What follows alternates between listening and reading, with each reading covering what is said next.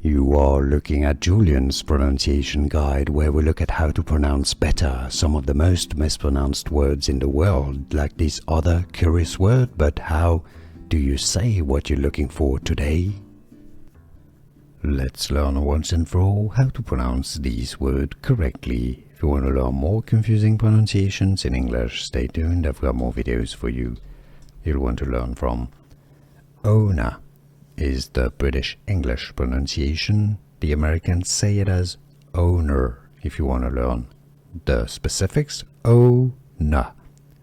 Owner, stress on the first syllable. British English pronunciation, owner. American English, owner. Here are more videos on how to pronounce more confusing words and names too many mispronounced. Like this video if you found it useful. I appreciate your support. I'll see you soon and thanks for watching.